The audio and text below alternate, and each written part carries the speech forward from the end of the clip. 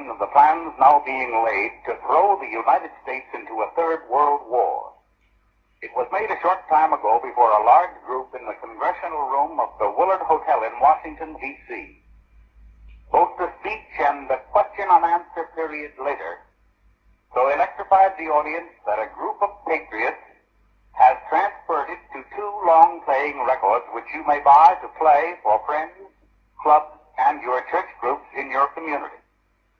The speaker is Mr. Benjamin Friedman, noted authority on Zionism and all of its schemes.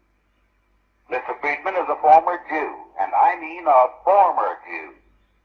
He has fought the communist world conspiracy tooth and nail and stands today as a leading American patriot. We now take you to the speaker's platform to present Benjamin Friedman.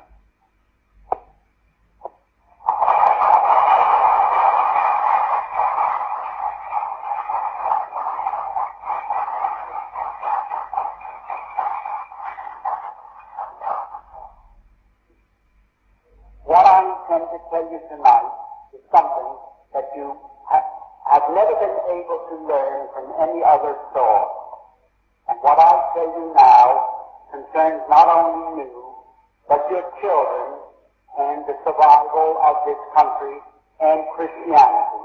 I'm not here just to dish up a few facts to send up your blood pressure, but I'm here to tell you things that will help you preserve what you consider the most sacred thing in the world, the liberty and the freedom and the right to live as Christians, where you have a little dignity and a little right to pursue the things that your conscience tells you are the right things as Christians.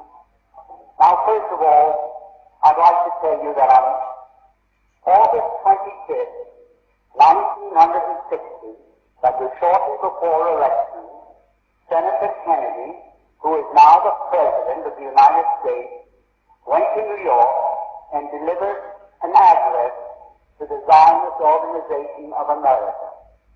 In that address, to reduce it to its briefest form, he stated that he would use the armed forces of the United States to preserve the existence of the regime set up in Palestine by the Zionists, who are now in occupation of that area. In other words, Christian boys are going to be yanked out of their homes, away from their families, and sent abroad to fight in Palestine against the Christian and Muslim Arabs who merely want to return to their homes. And these Christian boys are going to be asked to shoot to kill these innocent people who only want to follow out 15 resolutions passed by the United Nations in the last 12 years, calling upon the Zionists to allow these people to return to their homes. Now, when the United States troops appear in the Middle East to fight with the Zionists as their allies to prevent the return of these people who were evicted from their homes in the 1948 armed insurrection by the Zionists who were transplanted there from Eastern Europe. When that happens, the United States will trigger World War III. You say, when will that take place? The answer is, as soon as the difficulties between France and Algeria have been settled, that will take place.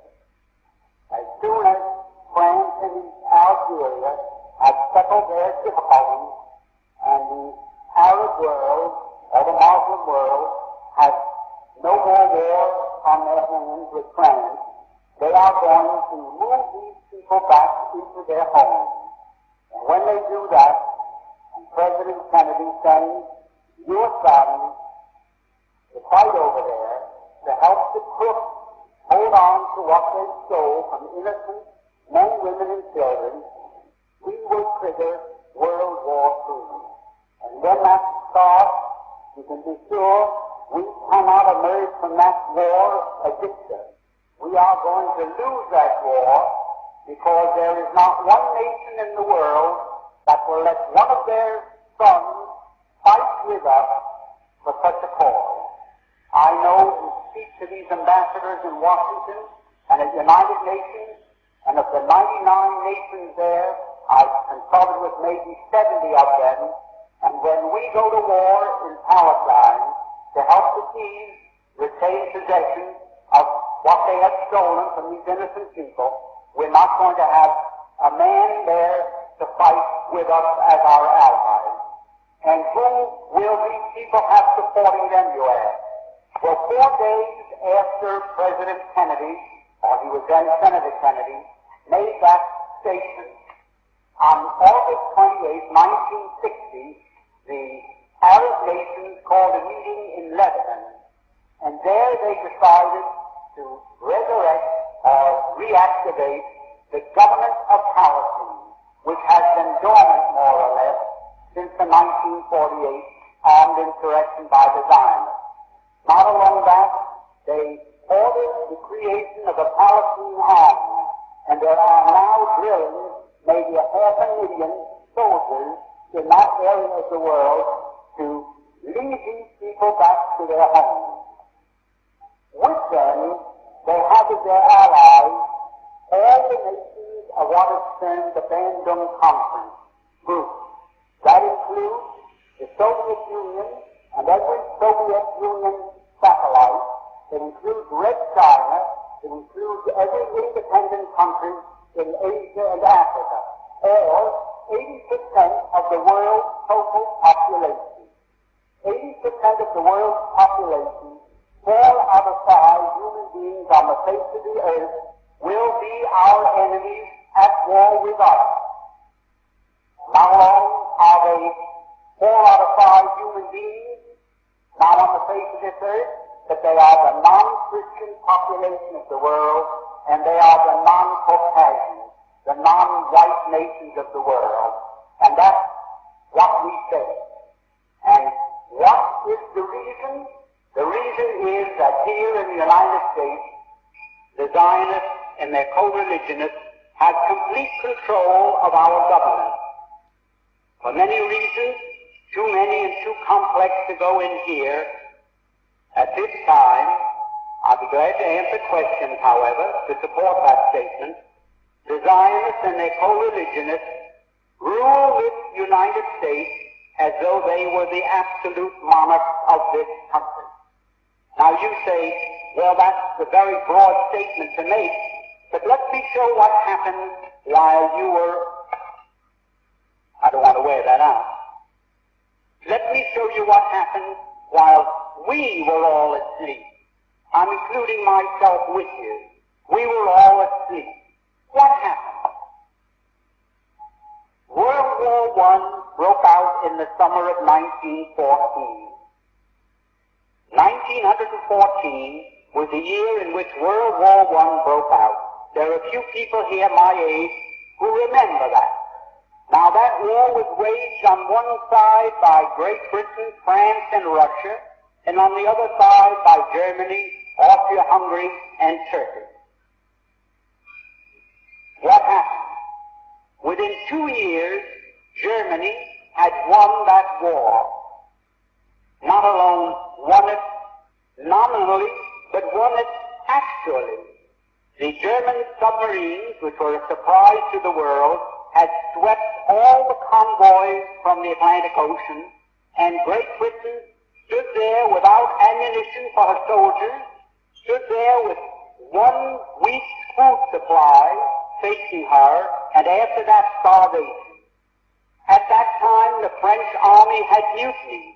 They lost 600,000 of the flower of the French youth in the defense of Verdun on the Somme.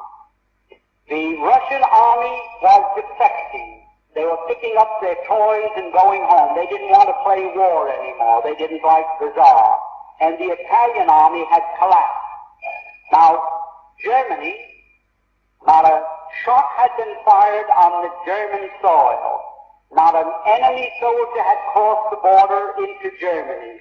And yet, here was Germany offering England peace terms. They offered England a negotiated peace on what the lawyers call a status quo ante basis. That means let's call the war off and let everything be as it was before the war started. Well, England in the summer of 1916 was considering that seriously. They had no choice. It was either accepting this negotiated peace that Germany was magnanimously offering them, or going on with the war and being totally defeated. While that was going on, the Zionists in Germany, who represented the Zionists from Eastern Europe, went to the British War Cabinet, and I'm going to be brief because this is a long story, but I have all the documents to prove any statement that I make if anyone here is curious or doesn't believe what I is possible. The Zionists in London went to the British War Cabinet and they said, look here, you can yet win this war. You don't have to give up. You don't have to accept the negotiated peace offered to you now by Germany. You can win this war if the United States will come in as your ally. The United States was not in the war at that time. We were fresh, we were young, we were rich, we were powerful.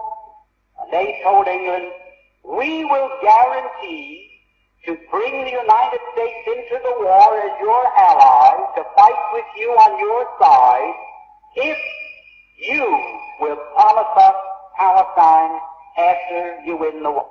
In other words, they made this deal. We will get the United States into this war as your ally. The price you must pay us is Palestine after you have won the war and defeated Germany, Austria-Hungary, and Turkey.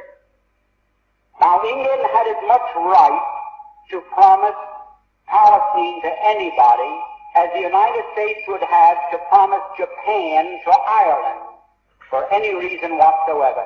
It's absolutely absurd that Great Britain, that never had any connection or any interest or any right in what is known as Palestine, should offer it as coin of the realm to pay the Zionists for bringing the United States into the war. However, they made that promise in October of 1916. October 1916. And shortly after that, I don't know how many here remember it, the United States, which was almost totally pro-German,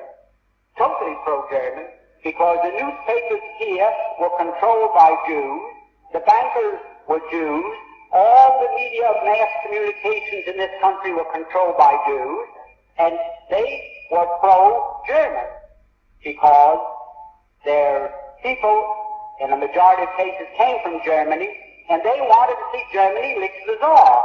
The Jews didn't like the Tsar, and they didn't want Russia to win this war. So the German bankers, the German Jews, Kuhn Loeb, and the other big banking firms in the United States refused to finance France or England to the extent of $1. They stood aside and they said, as long as France and England are tied up with Russia, not 1 cent. But they poured money into Germany. They fought with Germany against Russia, trying to lick the Tsarist regime. Now, those same Jews, when they saw the possibility of getting Palestine, they went to England and they made this deal. At that time, everything changed, like the traffic light that changes from red to green, where the newspapers had been all pro-German, where they'd been telling the people the difficulties that Germany was having fighting Great Britain commercially and in other respects. All of a sudden, the Germans were no good. They were villains, the Huns. They were shooting Red Cross nurses. They were cutting off babies' hands, and they were no good. Well, shortly after that, Mr. Wilson declared war on Germany. The Zionists in London sent these cables to the United States to Justice Brandeis. Go to work on President Wilson. We're getting from England what we want. Now you go to work, and you go to work on President Wilson and get the United States into the war. And that did happen. That's how the United States got into the war. We had no more interest in it. We had no more right to be in it than we have to be on the moon tonight instead of in this room. Now, the war, World War I, in which the United States participated, had absolutely no reason to be our war.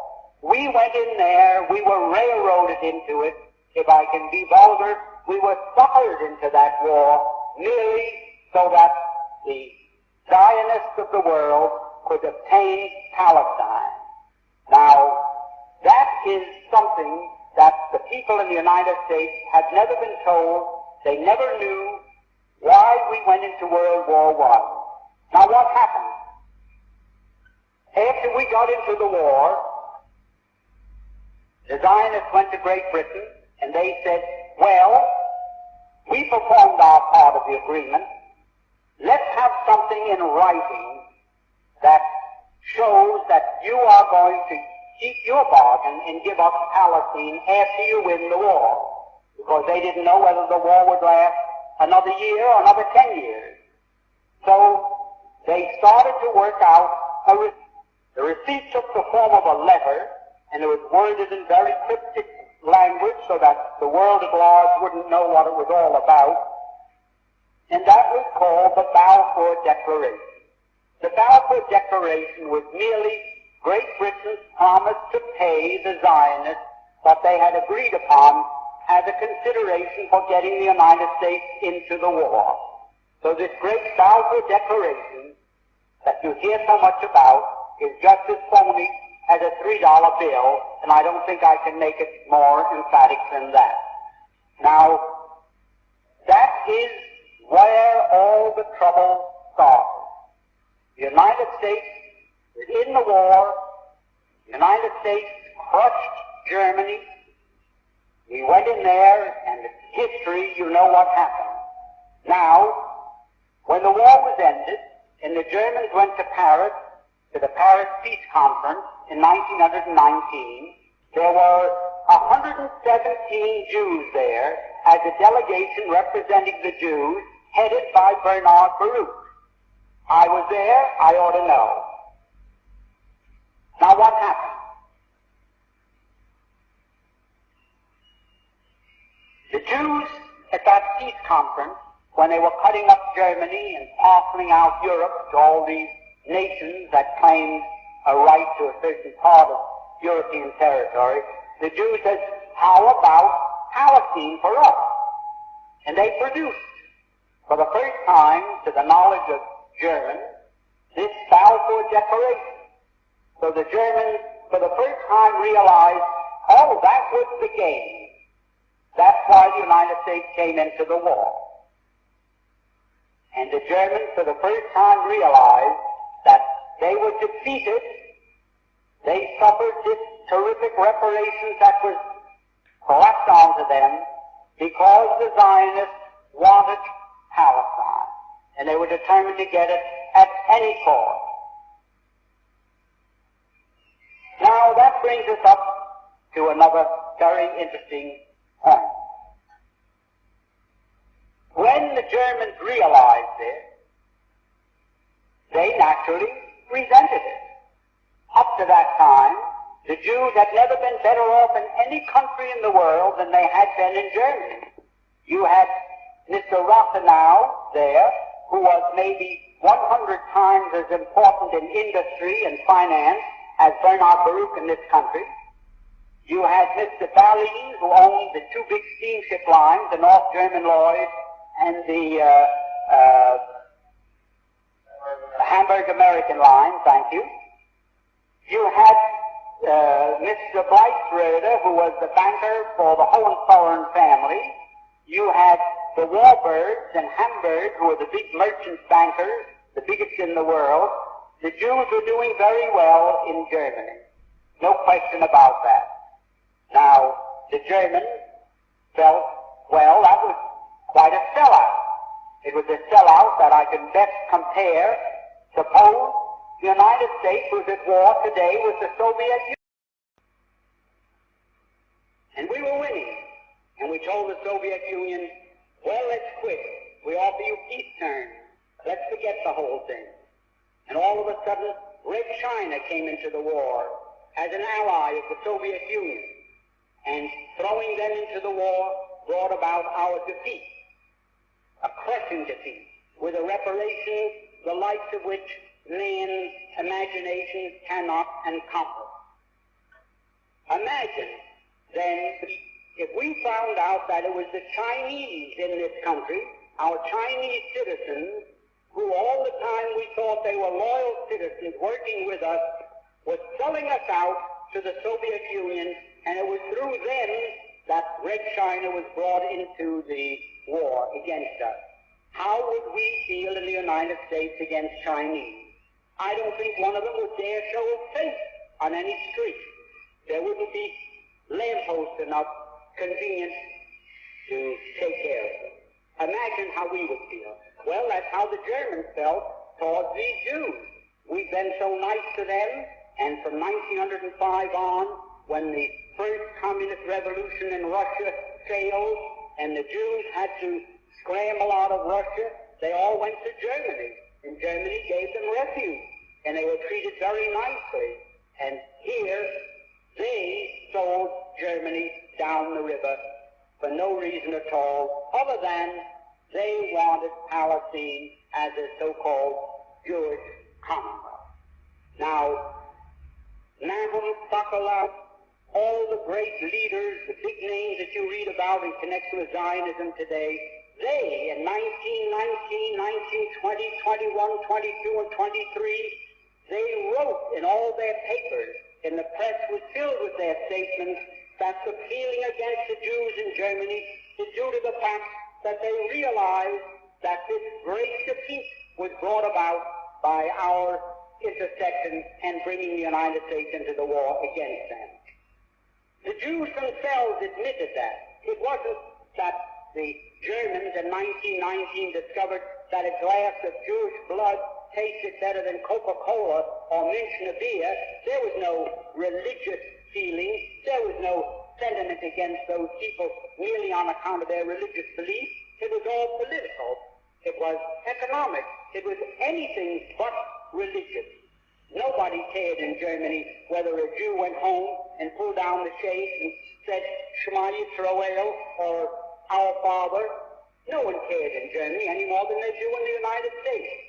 Now, this feeling that developed later in Germany was due to one thing, that the Germans held the Jews responsible for their crushing defeat for no reason at all, because World War I was started against Germany for no reason for which they were responsible. They were guilty of nothing, only of being successful.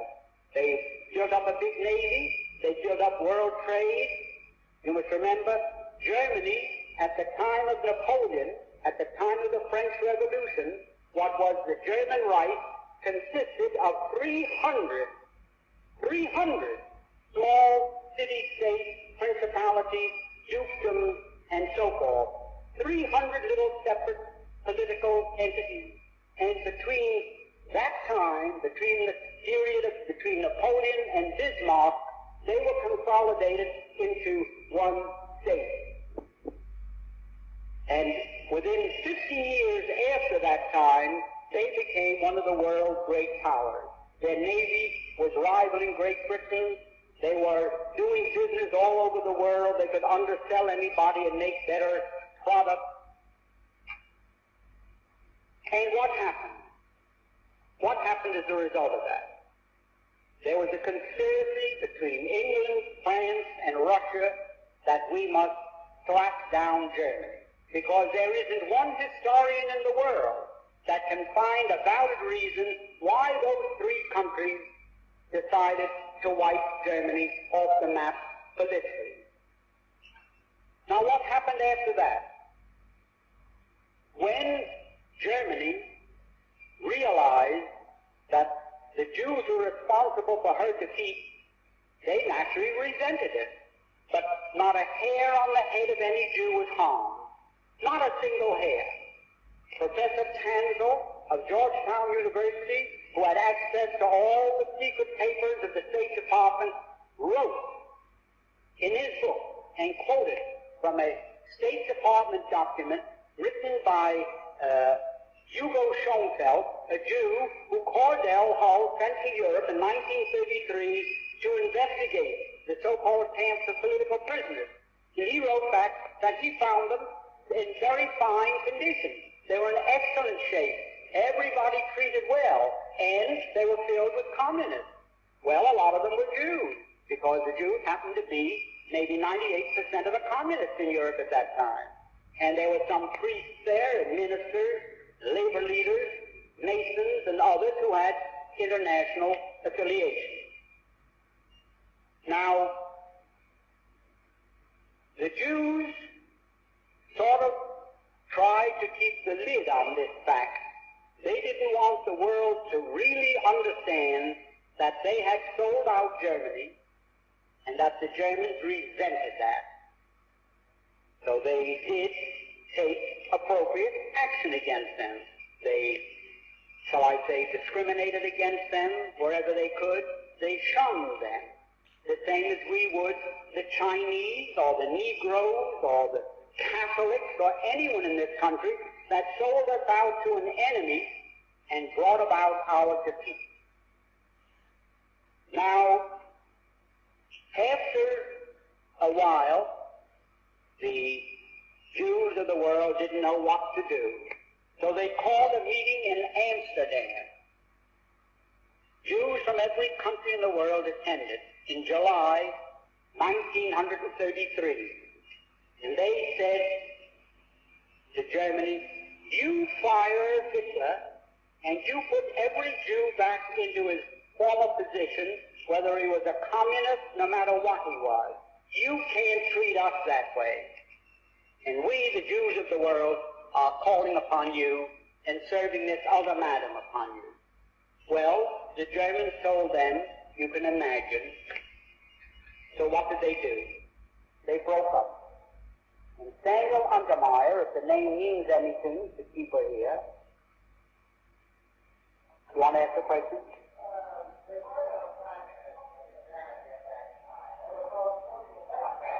Well, I don't want to go by what they were called. We're now using English words, and what they were called in Germany is not very material, but they were communists because in 1917, the communists took over Germany for a few days.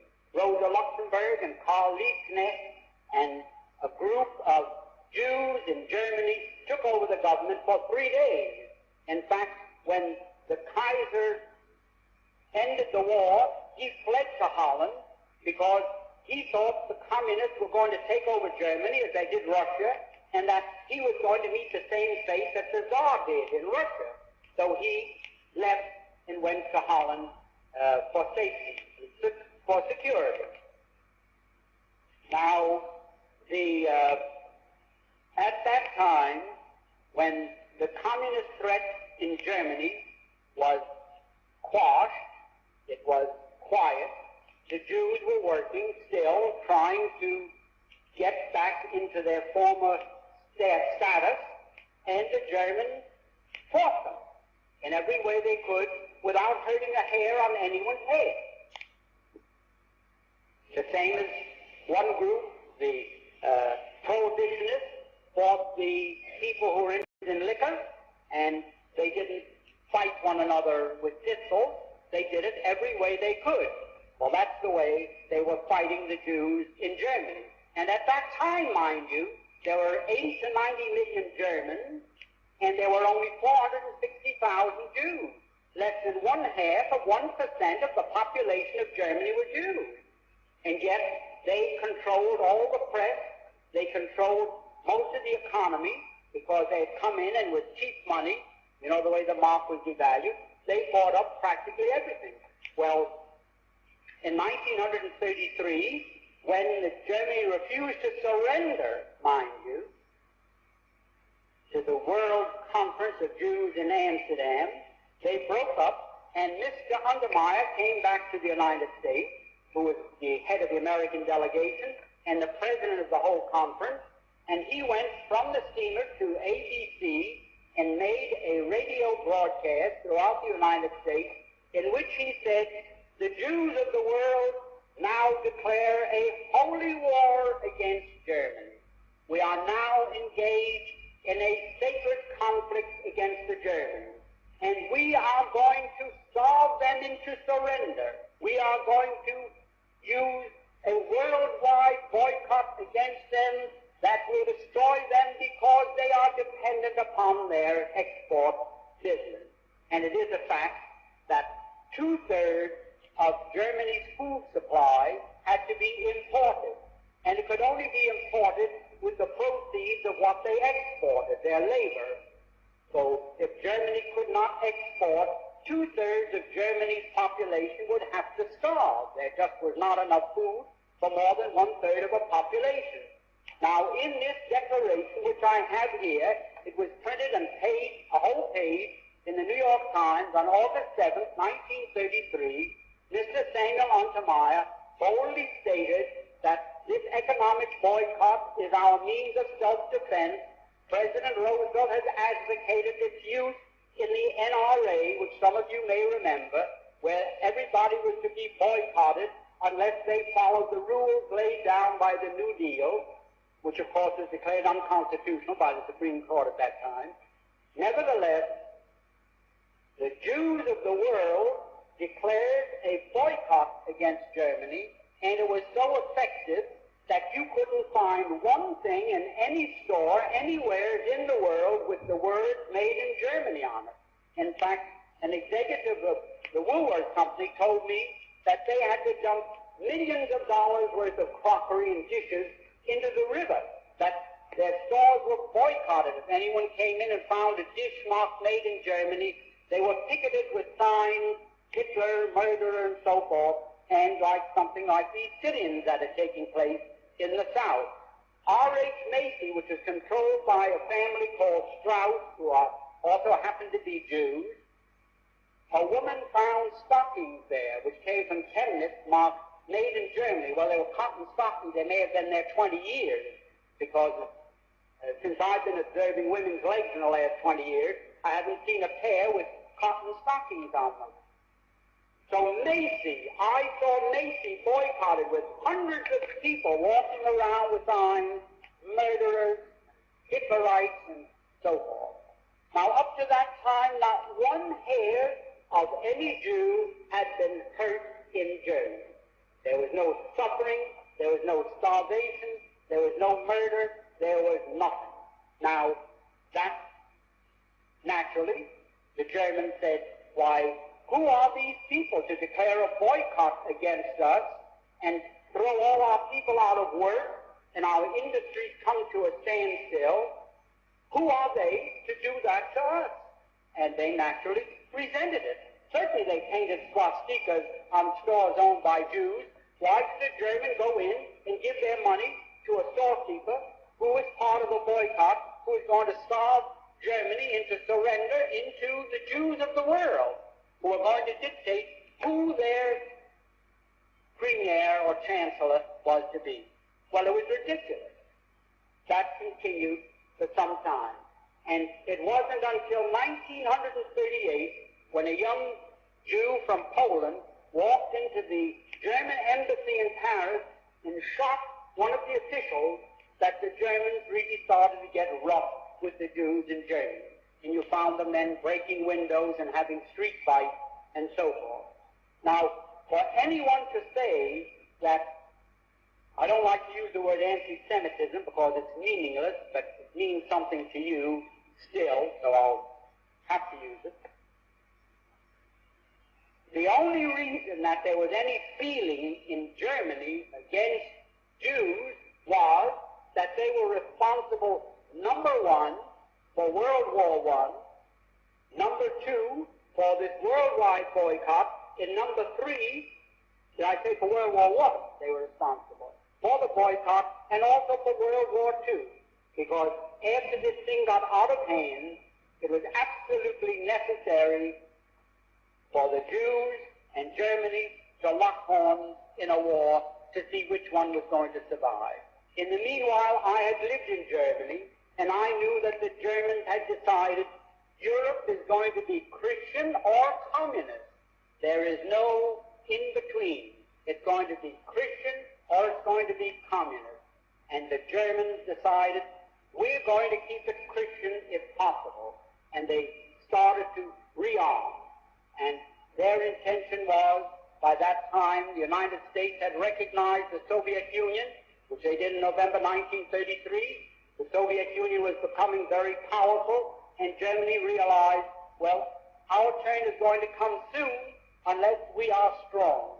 The same as we in this country are saying today, our turn is going to come soon unless we're strong, and our government is spending $83 or $84 billion of your money for defense, they say. Defense against who? Defense against 40,000 little Jews in Moscow that took over Russia and then, in their devious ways, took over control of many other governments of the world. Now, for this country to now be on the verge of a third world war from which we cannot emerge a victor is something that staggers my imagination. I know that nuclear bombs are measured in terms of megathons. A megathon is a term used to describe 1 million tons of TNT. 1 million tons of TNT is a megathon. Now, our nuclear bombs had a capacity of 10 megathons, 10 million tons of TNT. That was when they were first developed 5 or 6 years ago. Now, the nuclear bombs that are being developed have a capacity of 200 megathons. And God knows how many megathons the nuclear bombs that the Soviet Union have a capacity. So, what do we face now? If we trigger a world war that may develop into a nuclear war, humanity is finished. Why will it take place? It will take place because Act 3, the curtain goes up on Act 3. Act 1 was World War I. Act 2 was World War II. Act 3 is going to be World War III. The Jews of the world, the Zionists, and their co-religionists everywhere are determined that they are going to again use the United States to help them permanently retain Palestine as their foothold for their world government. Now that is just as true as I'm standing here, because not alone have I read it, but many here have read it, and it's known all over the world. Now, going to do. The life you save may be your son. Your boys may be on their way to that war tonight, and you don't know it any more than you knew that in 1916 in London, the Zionists made a deal with the British War Cabinet to send your sons to war in Europe. Did you know it at that time? Not a person in the United States knew it. You weren't permitted to know it. Who knew it? President Wilson knew it. Colonel House knew it. Others knew it. Did I know it? I had a pretty good idea what was going on. I was liaison to Henry Morgenthau Sr. in the 1912 campaign when President Wilson was elected. And there was talk around the office there. I was confidential man to Henry Morgenthau Sr., who was chairman of the Finance Committee, and I was liaison between him and Rolla Wells, the treasurer. So I sat in these meetings with President Wilson at the head of the table and all the others, and I heard them drum into President Wilson's brain the graduated income tax and what has become the Federal Reserve, and also indoctrinate him with the Zionist movement. And Justice Brandeis and President Wilson were just as close as the two fingers on this hand. And President Woodrow Wilson was just as incompetent when it came to determining what was going on as a new. And that's how they got us into World War I, why we all slept send our boys over there to be slaughtered? For what? So the Jews can have Palestine as their commonwealth? They fool you so much that you don't know whether you're coming or going. Now, any judge, when he charges a jury, says, gentlemen, any witness that you find has told a single lie, you can disregard all his testimony. That is correct.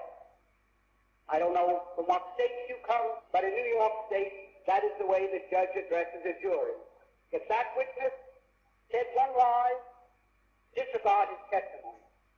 Now, what are the facts?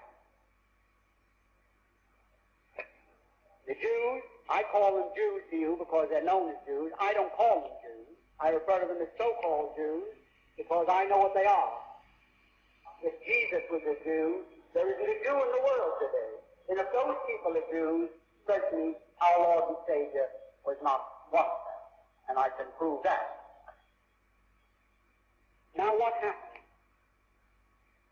The Eastern European Jews, who form 92% of the world's population, of those people who call themselves Jews, were originally Khazars. They were a warlike tribe that lived deep in the heart of Asia. And they were so warlike that even the Asiatics drove them out of Asia into Eastern Europe. And to reduce this, so you don't get too confused about the history of Eastern Europe, they set up this big Khazar kingdom, 800,000 square miles. Only there was no Russia, there were no other countries, and the Khazar kingdom was the biggest country in all Europe. So big and so powerful that when the other monarchs wanted to go to war, the Khazars would loan them 40,000 soldiers. That's how big and powerful they were. Now, they were phallic worshippers, which is filthy. I don't want to go into the details of that now. It was their religion, the way it was the religion of many other pagans or barbarians elsewhere in the world. Now, the king became so disgusted with the degeneracy of his kingdom that he decided to adopt a so-called monotheistic faith, either Christianity, Islam, the Muslim faith, or what is known today as Judaism, really Talmudism.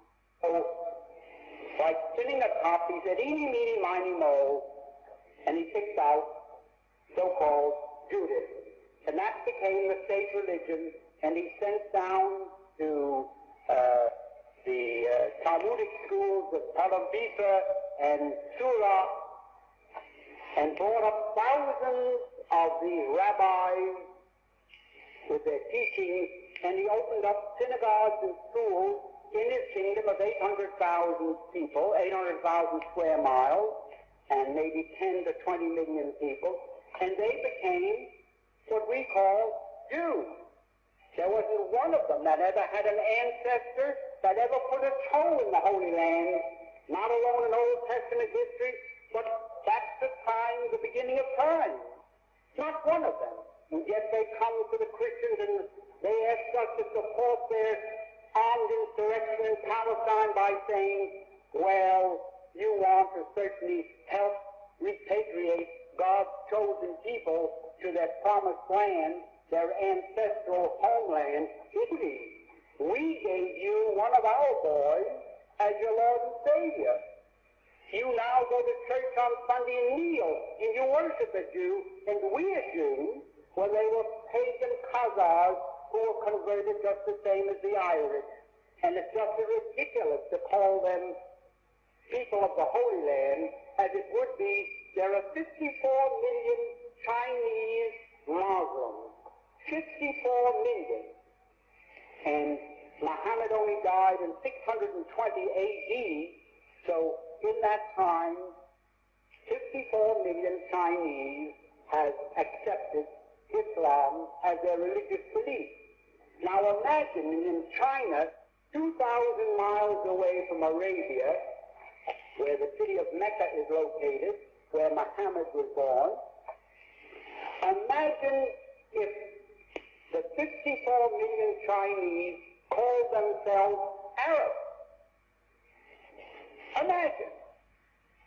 Why, you say they're lunatic. Any man that believes that those 54 million Chinese or Arabs must be crazy. All they did was adopt as a religious faith a belief that had its origin in Mecca, in Arabia. The same as the Irish. When the Irish became Christians, nobody dumped them in the ocean and imported from the Holy Land a new crop of inhabitants that were Christians, that had Christian flesh and blood. They weren't different people. They were the same people, but they had accepted Christianity as their religious faith. Now these pagans, these Asiatics, these Turco-Finns, they were a Mongoloid race who were forced out of Asia into Eastern Europe. They likewise, because their king took the faith, the Talmudic faith, they had no choice. Just the same as in Spain. If the king was Catholic, everybody had to be a Catholic. If not, you had to get out of Spain. So everybody, they lived on the land, just like the trees and the bushes. The human being belonged to the land under their feudal system. So they all became what we call today Jews. Now imagine how silly it was for the Christians, for the great Christian countries of the world to say, we are going to use our power, our prestige to help repatriate God's chosen people to their ancestral homeland, their promised land. Now, could there be a bigger lie than that? Could there be a bigger lie than that? And because they control the newspapers, the magazines, the radio, the television, the book publishing business, they have the ministers in the pulpit, they have the politicians on the soapboxes talking the same language. So naturally, you believe black is white if you heard it often enough. You wouldn't call black black anymore. You'd start to call black white, and nobody could blame you. Now, that is one of the great lies. That is the foundation of all the misery that has befallen the world. Because after two wars fought in Europe, World War I and World War II, if it wasn't possible for them to live in peace and harmony with the people in Europe, like their brethren are living in the United States, what were the two wars fought for? Did they have to, like, you flush the toilet because they couldn't get along? Did they have to say, well, we're going back to our homeland, and you Christians help us? I can't understand yet how the Christians in Europe could have been that dumb, because every theologian, every history teacher knew the thing that I'm telling you. But they naturally bribed them, shut them up with money, shut them out with money, and now I don't care whether you know all this or not. It doesn't make any difference to me whether you know all these facts or not. But it does make a big difference to me. I've got in my family boys that will have to be in the next war. And I don't want them to go and fight and die like they died in Korea, like they died in Japan, like they died all over the world. For what? To help crooks hold on to what they stole from innocent people who had been in peaceful possession of that land, those farms, those homes, for hundreds and maybe thousands of years? Is that why the United States must go to war? Because the Democratic Party wants New York State, the electoral vote, Illinois, the electoral vote, and Pennsylvania, the electoral vote, which are controlled by the Zionists and their co-religionists, the balance of power. In New York City, there are 400,000 members of the Liberal Party, all Zionists and their co-religionists. And New York State went for Kennedy by 400,000 votes. Now, I don't blame Mr. Kennedy. I'm fond of Mr. Kennedy. I think he's a great man. I think he can really pull us out of this trouble if we get the facts to him. And I believe he knows a great deal more than his appointments indicate he knows. He's playing with the enemy. Like when you go fishing, you've got to play with the fish. Let him out and pull him in, and let him out and pull him in. But knowing Mr. Kennedy's father and how well informed he is on this whole subject, and how close Kennedy is to his father, I don't think Mr. Kennedy is totally in the dark. But I do think that it is the duty of every mother, every loyal Christian, every person that regards the defense of this country as a sacred right, that they communicate not with their congressman, not with their senator, but with President Kennedy, and tell him, I do not think that you should send my boys or our boys wearing the uniform of the United States of America and under the flag that you see here, our red, white, and blue, to fight there to help keep in the hands of thieves that which they have stolen. I think everyone should not alone write once, but keep writing and get your friends to write. Now, I could go on endlessly and tell you these things, the support that I have just asked you to do, but I don't think it's necessary to do that. You're about the average group in intelligence, and I don't think it's necessary to impress this anymore. But I want to tell you one more thing. You talk about, oh, the Jews. Why the Jews? Christianity. Why we got Christianity from the Jews. And the Jews gave us Jesus, and the Jews gave us our religion. But do you know that on the Day of Atonement that you think is so sacred to them, that on that day, and I was one of them, this is not hearsay. I'm not here to be a rabble-rouser. I'm here to give you facts. When on the Day of Atonement you walk into a synagogue, the very first prayer that you recite, you stand, and it's the only prayer for which you stand, and you repeat 3 times a short prayer, the Kol Nidre. You enter into an agreement with God Almighty that any oath, vow, or pledge that you may make during the next 12 years, or 12 months, any oath, vow, or pledge that you may take during the next 12 months shall be null and void. The oath shall not be an oath. The vow shall not be a vow. The pledge shall not be a pledge. They shall have no force and effect, and so forth and so on. And further than that, the Talmud teaches, don't forget, whenever you take an oath, vow, and pledge, remember the Kol Nidre prayer that you recited on the Day of Atonement, and that exempts you from fulfilling that. How much can you depend upon their loyalty? You can depend upon their loyalty as much as the Germans depended upon it in 1916. And we're going to suffer the same fate that Germany suffered, and for the same reason. You can't depend upon something as insecure as the leadership that is not obliged to respect an oath, vow, or pledge. Now, I could go on and recite many other things to you, but I would have a little respect for your time, and you want to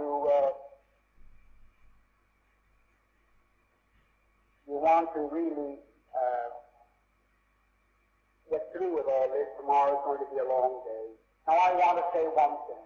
You ask me, well, you think to yourself, well, how did this fellow get mixed up in this the way he got mixed up?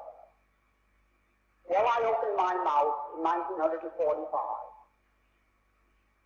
and I took 6 pages in newspapers and tried to tell the American people what I'm telling you.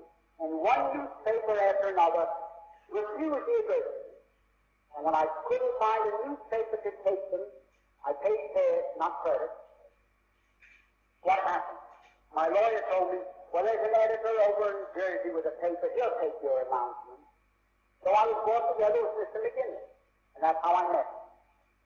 So somebody told me, the lawyer who introduced me, who was the son of the dean of the Methodist bishop, he said, well, I think he's a little anti-Semitic. I don't know whether I can get him over here.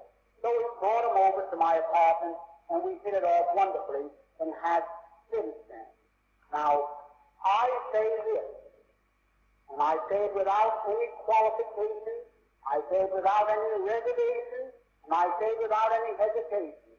If it wasn't for the work that Mr. Conley McGinley did with common sense, he's been sending out from 1,800,000 to 2 million every year. If it wasn't the work that he's been doing, sending those out for 15 years now, we would already be a communist country. Nobody has done what he did to light fires. Many of the other active persons in this fight learned all about it for the first time through common sense. Now, I have been very active in helping him all I could. I'm not as flush as I was. I cannot go on spending the money. I'm not going to take up a collection, don't worry. I see 5 people getting up to leave. I haven't got the money that I used to spend. I used to print 250,000 of them out of my own pocket and send them out. Mr. McGinley, when I first met him, had maybe 5,000 printed and circulated them locally. So I said, with what you know and what I know, we can really do a good job.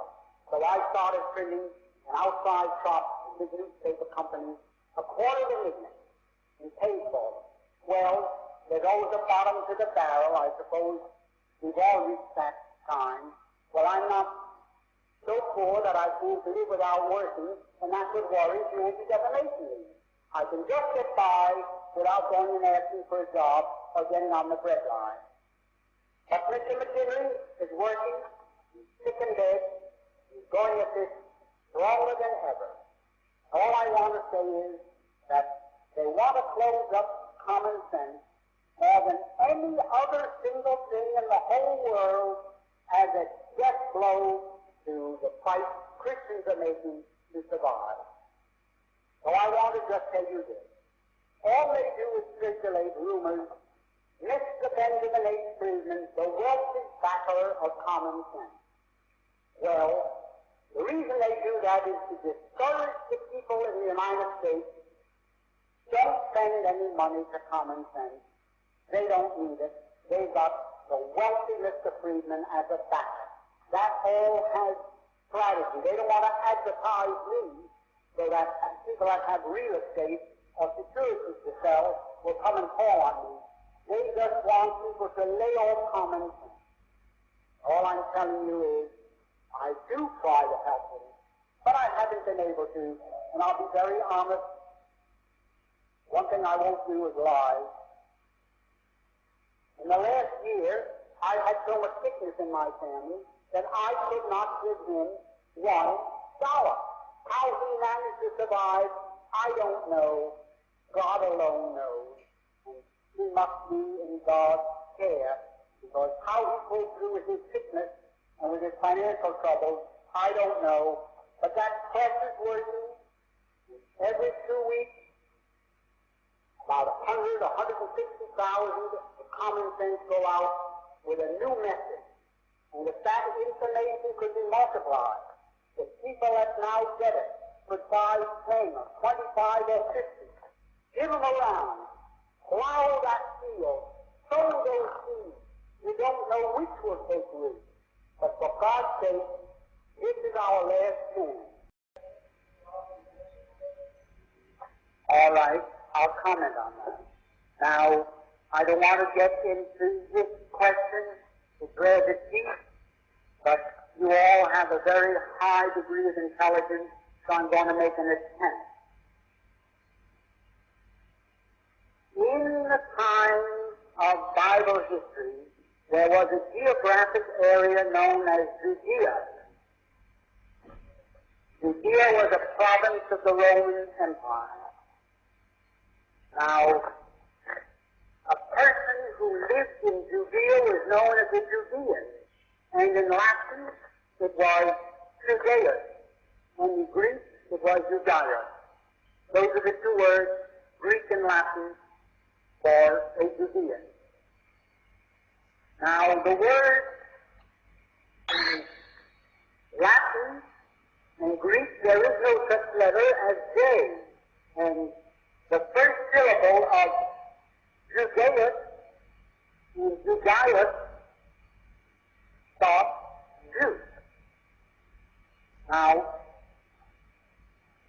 when the Bible was written, it was first written in Greek, Latin, Anansi, Syriac, Aramaic, all those languages.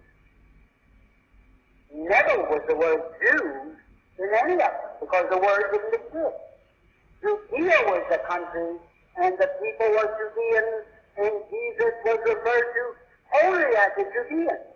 I have seen those earliest scripts available on always at the American Bible Society, and there was no such thing. In 1345, a man by the name of Wycliffe in England thought it was time to translate the Bible into English. There was no English edition of the Bible because who the devil could read? It was only the educated church people who could read Latin and Greek, Syriac, Aramaic, and the other languages. Anyhow, Wycliffe thought, I'm going to make this translation into English. And he did.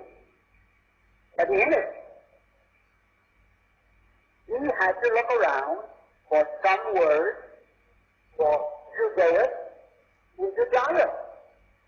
There was no English word because Judea had passed out of existence. There was no Judea. People had long ago forgotten. So he, in the first translation, used the word in referring to Jesus as G-Y-U, Jew. There was no printing press. Now, between 1345 and the 17th century, when the printing press came into use, that word had through so many changes. I have them all here. If you want, I can read them to you. I will.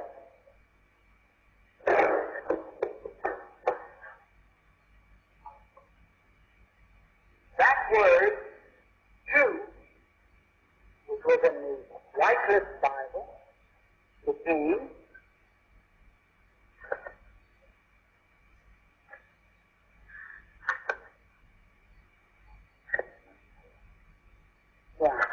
it was first G-Y-U, Jew, then G-I-U, Jew, then I-U, Jew, because the I in Latin is pronounced like the J, like Julius Caesar is I-U-L. There is no J in Latin.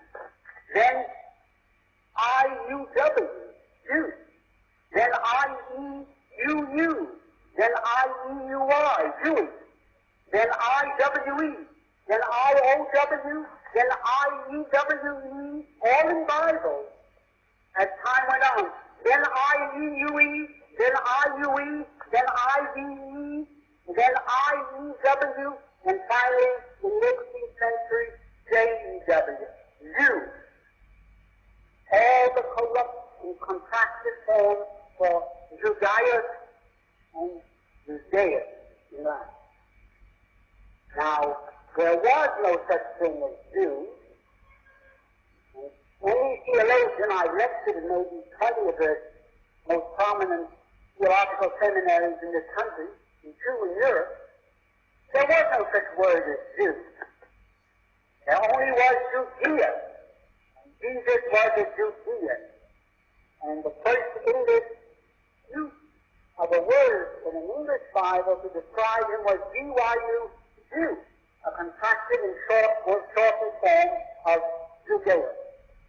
Just the same as we call a lab, the laboratory, and we call a pram for a perambulator, and gas for gasoline as a tendency to shorten up. So who in England knew if you put out in spelling Judaius or Judaeus, in English there were no public schools, people didn't know how to read it. They wouldn't know what it was. It looked like that scrambled alphabet. So they made a short word out of it. Like in England, they call a public house which is a bar in our country, a pub. Easy to remember. And simple. Now, for the theologian to say that you can't harm the Jews is just ridiculous, because I'd like to know where in the Scriptures it says that. I'd like to know the text. But now they say in Germany, look at what happened to Germany for touching the Jews. What would you, as a citizen of the United States, do to people that did to you what the so-called Jews, the Polacks and Litvaks and Galicianers, they weren't Jews, I just explained to you. They were Eastern Europeans who'd been converted to Talmudism. There was such a thing as Judaism. Judaism was a name given in recent years to this religion known in Bible history as Torah. No Jew or no educated person ever heard of Judaism. It didn't exist. It's pulled it out of the air, a meaningless word. Just like anti-Semitic. The Arabs are the Semites. And the Christians go around talking about people who don't like Jews as anti-Semites. And they call all the Arabs anti-Semites. The only Semites in the world are the Jews, are the Arabs. There isn't one Jew who's a Semite. They're all Turco-Sin Mongoloids, the Eastern European Jews.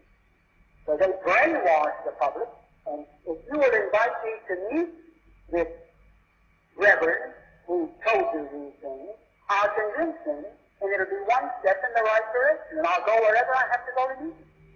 Yes, ma'am.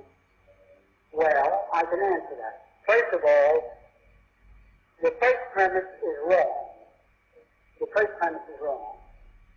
That all the Jews are loyal to each other. Because the Eastern European Jews outnumber all the rest by so many that they create the impression that they are the Jewish race, that they are the Jewish nation, that they are the Jewish people, and the Christians swallow it like a cream puff. But in 1844, the German rabbis called a conference of rabbis from all over the world for the purpose of abolishing the Kol Nidre from the Day of Atonement religious ceremony. They called in all these rabbis. And in Brunswick, Germany, where that was held in 1844, there was almost a terrific riot, a civil war, by the Eastern Europeans that, what the hell, we should give up Kol Nidre? That gives us our grip on our people.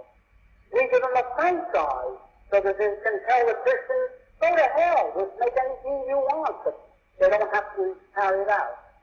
That gives us our grip on our people. So they're not so united. And if you knew the feeling that exists, now I'll also show you from an official document by the man responsible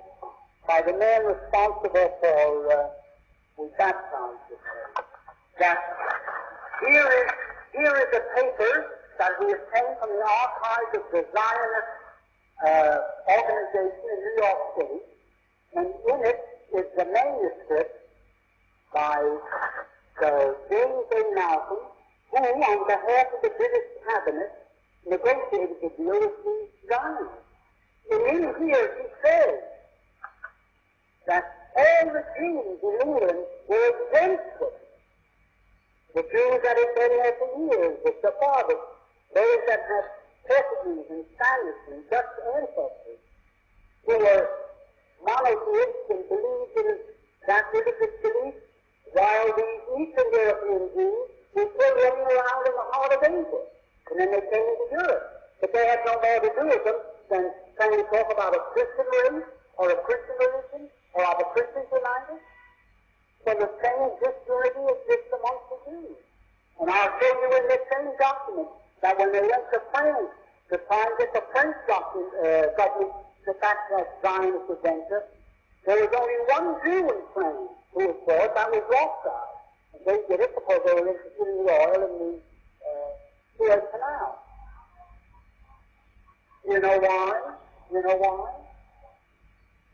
Because if they don't, they're dead ducks. They come around and they tell you how much you must give. And if you don't, oh, you're anti-Semitic. Then none of their friends will have anything to do with them, and they start a smear campaign, and you've got to give. In New York City, in the Garment Center, there are 12 manufacturers in the building, and when the drive is on to sell Israel bombs, the United Jewish drive, they put a big scoreboard with the names of the firms, and opposite them, as you make the amount they put you down for, they put a gold star. And the buyers are told, when you come into that building to call on someone, and they haven't got a gold star, go up and tell them you won't buy from them until they have a gold star. Black. I don't know what else you can call it. Then what do they do? They tell you it's for humanitarian purposes, and they send maybe $8 billion to Israel, tax exempt, tax deductible. So if they hadn't sent that $8 billion to Israel, $7 billion of it would have gone into the United States Treasury as income tax. So what happened? That $7 billion deficit, that air pocket, the John Christians have to make up. They put a bigger tax on gas or bread or corporation tax. Somebody has to pay the housekeeping expenses to the government. So why do you let these people send their money over there to buy guns, to drive people out of their ancient homeland, and you say, oh, well, the poor Jews, they have no place to go, and they're persecuted all their life. They've never been persecuted for religion. And I wish I had 2 rows of rabbis here to challenge me. Never once in all history have they been persecuted for their religion. You know why the Jews were driven out of England? You know, they were.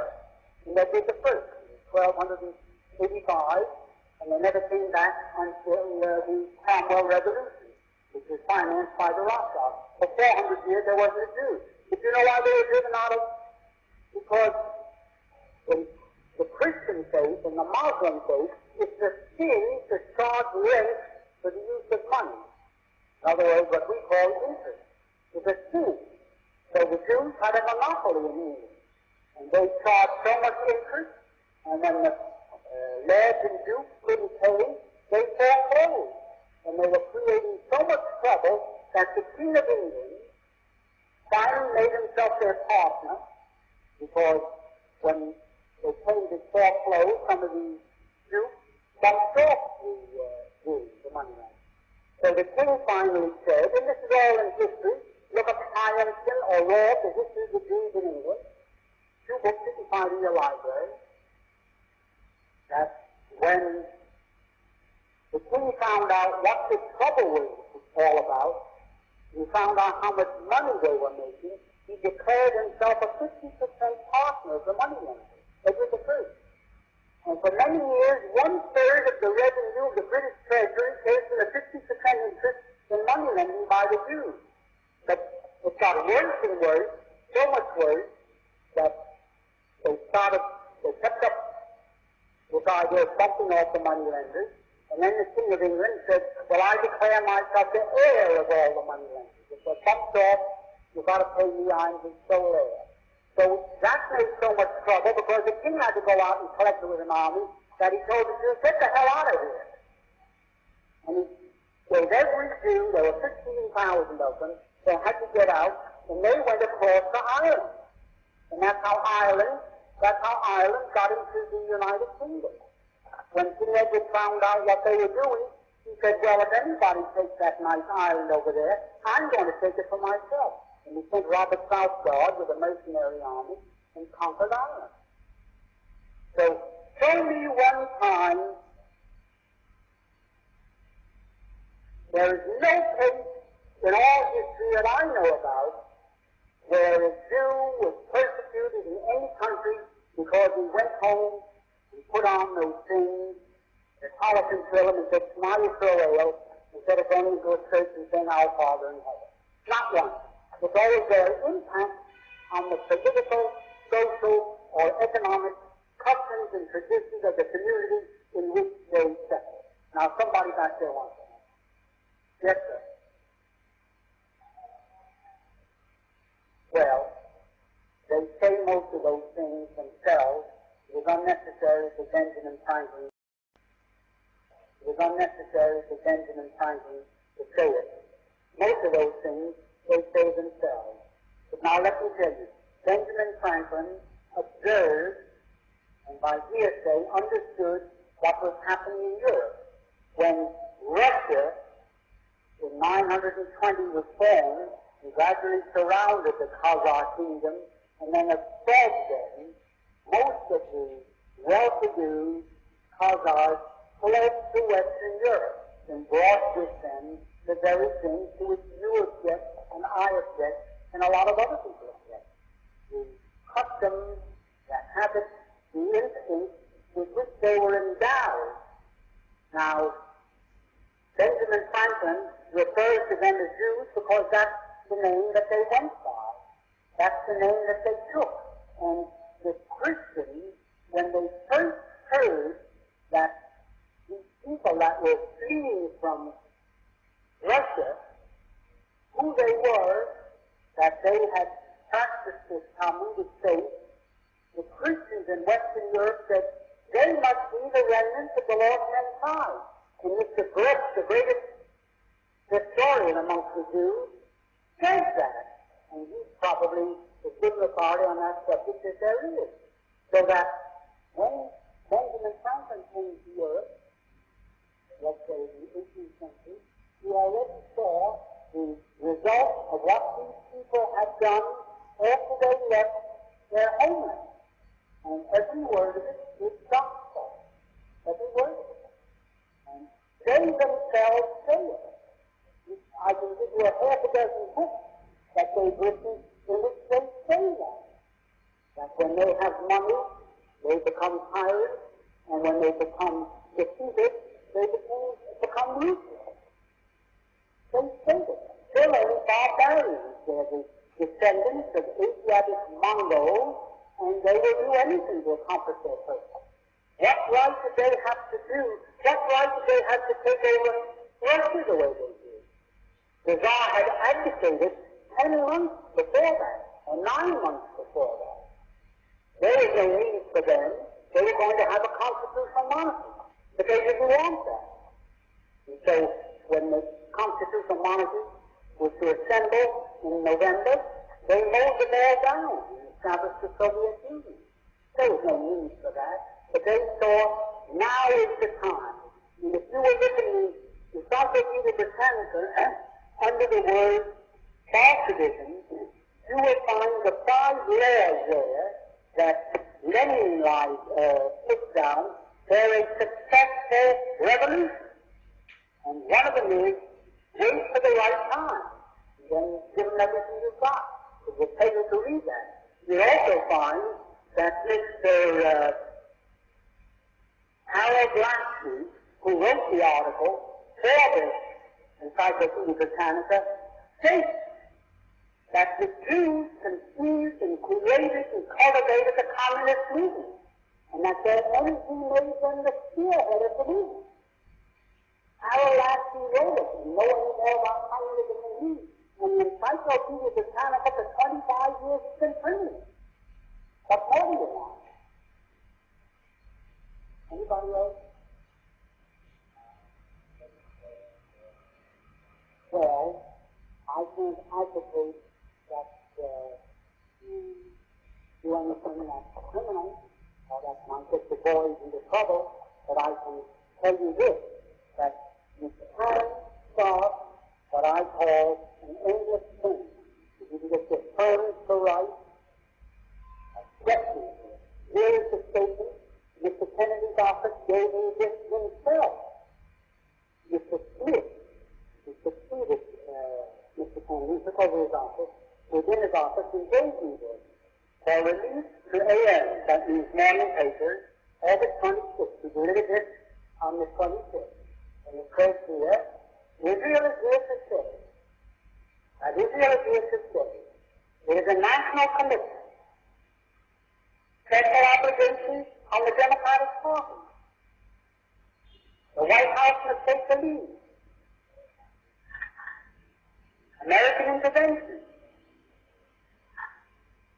We will act promptly and decisively against any nation in the Middle East which attacks its neighbor. I propose that we make clear to both Israel and the Arab states our guarantee that we will act with whatever force and speed are necessary to halt any aggression by any nation. Well, do you call the return of people to their homeland aggression? Is Mr. Kennedy going to do that? Suppose 3 million Mexicans came into Texas and drove the 6 million Texans into the deserts of Arizona and New Mexico. Suppose these Mexicans were slipped in there on the Texans are disarmed, and one night they drove them all out of Texas, and they declared themselves the Republic of the Alamo. What would the United States say? Would we say it's aggression for these Texans to try to get their homes back from these Mexican thieves? Suppose the Negroes in Alabama were secretly armed by the Soviets, and overnight they rose up and drove all the whites into the swamps of Mississippi and Georgia and Florida. Drove them out completely, and they declared themselves the Republic of Pan or the Republic of something or other. Would we call it aggression that these people, the whites of Alabama, tried to go back to their homes? What would we think if the Soviet Union said, no, those Negroes now occupy them, let them there? Or if the Soviet Union said, no, those Mexicans are in Texas, they declared themselves a sovereign state, leave them there. You have plenty of room in Utah and Nevada. Settle them elsewhere. Would we